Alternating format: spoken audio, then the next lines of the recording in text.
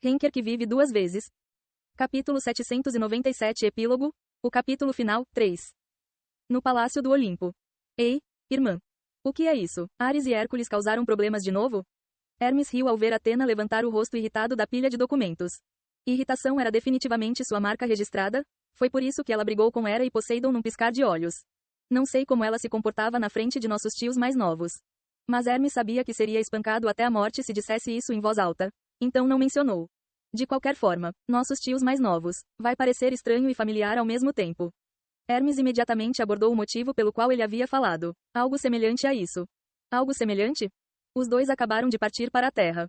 O quê? Por quê? Os olhos de Atena ficaram afiados. Para o Olimpo, a Terra era um símbolo de amor e ódio. Era onde Cronos e Rhea viviam, e era a pátria de Deus Ex-Machina, que governava as leis do universo.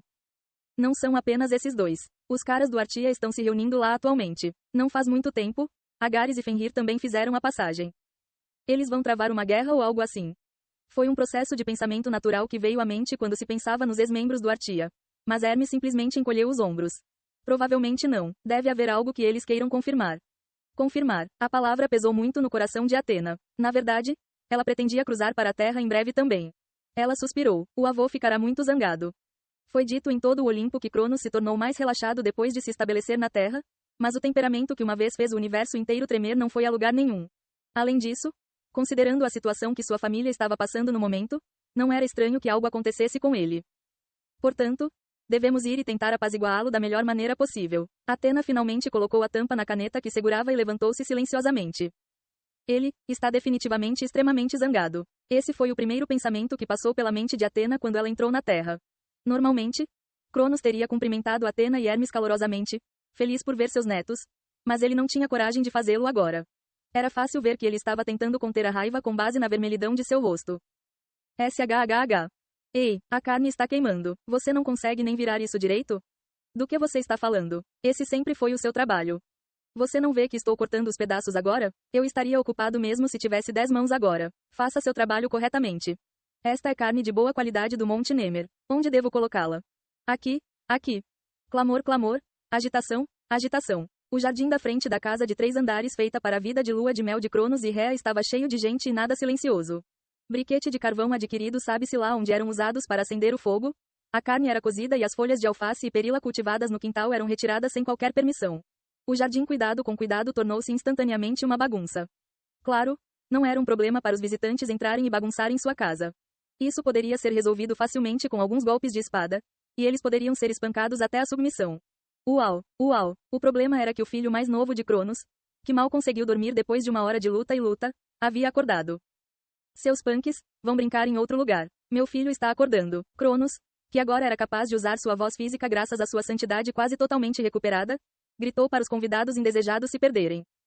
Khan e Doyle, que estavam cozinhando a carne, se viraram para olhar para Cronos, e Leonard coçou a bochecha com uma expressão desconfortável.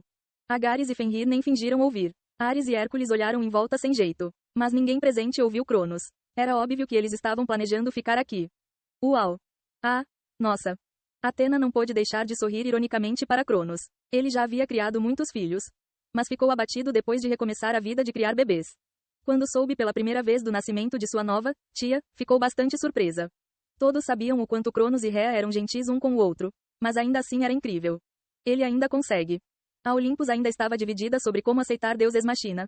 Então todos gritaram de horror ao saber que tinham outro superior. Poseidon e os outros, que ainda não haviam feito as pazes com Cronos, não sabiam como se sentir com o nascimento de um irmão mais novo com tanta diferença de idade entre eles.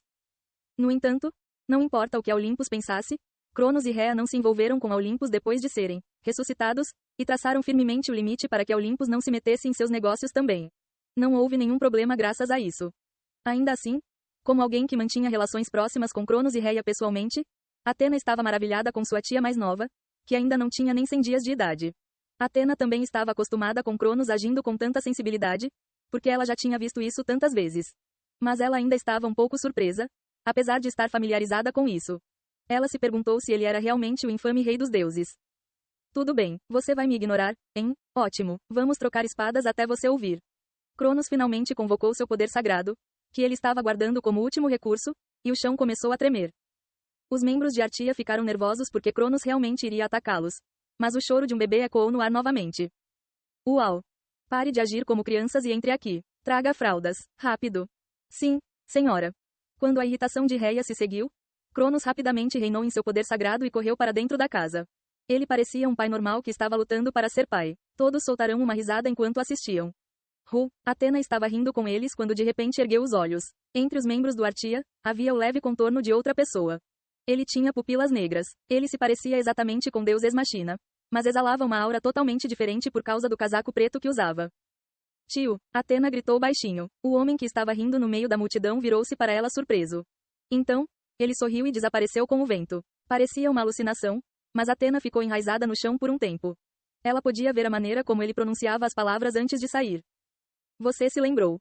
Obrigado.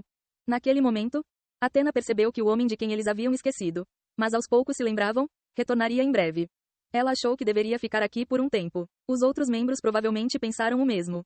A razão pela qual todos estão reunidos aqui para um churrasco é porque pensaram que este seria o primeiro lugar que ele visitaria quando voltasse. A percepção está começando. O significado é dado. Os regulamentos foram expandidos. O sonho está começando a sincronizar com a realidade. A barreira entre os sonhos e a realidade torna-se mais tênue. As engrenagens desapareceram completamente da roda. De acordo com várias observações, o mundo microscópico assume várias formas. De acordo com vários significados, o mundo macroscópico muda em várias formas. As coordenadas de tempo são segmentadas. As coordenadas do espaço são refratadas. Pontos mundiais crescem. Os pontos mundiais estão conectados em uma única linha. Linhas mundiais foram criadas. Mudanças ocorrem nas linhas do mundo com base na extensão das percepções e dos estabelecimentos. Uma parte da linha mundial está dividida. Uma parte da linha mundial está invertida. Uma parte da linha mundial foi excluída. Uma parte da linha mundial é combinada. O Rei Negro é observado aos poucos em todo o universo. Deus Ex Machina começa a conectar as linhas do mundo às suas leis. O sonho das trevas e as leis de Deus Ex Machina estão interligados. Clique. Você entrou no abismo. Cha Jeong-woo abriu os olhos. Young esteve neste tipo de lugar esse tempo todo? Abaixo de seus pés havia um gigante rio azul brilhando na escuridão, e Jeong-woo percebeu que era o Rio das Almas. A árvore do mundo que administrava o sistema de reencarnação estava enraizada aqui. As almas que queriam reencarnar eram absorvidas pelos frutos e quando os frutos amadureciam, caíam no rio e se juntavam às demais almas. Este lugar era a forma original do inconsciente coletivo que todas as formas vivas possuíam.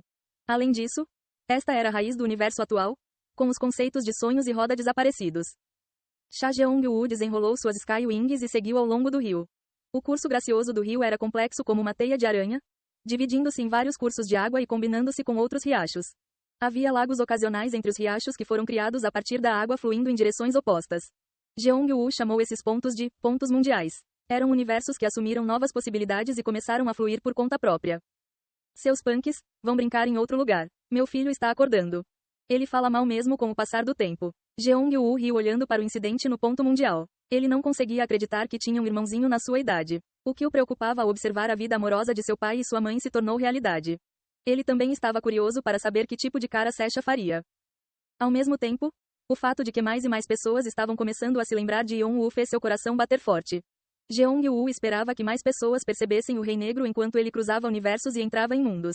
Ele queria que mais pessoas interpretassem, definissem e dessem sentido às lendas e que o Rei Negro mudasse à medida que as lendas se espalhassem.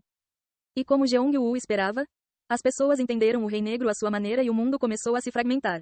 O Rei Negro assumiu diferentes formas dependendo de como as pessoas o interpretavam, e o mundo começou a ter várias formas de acordo.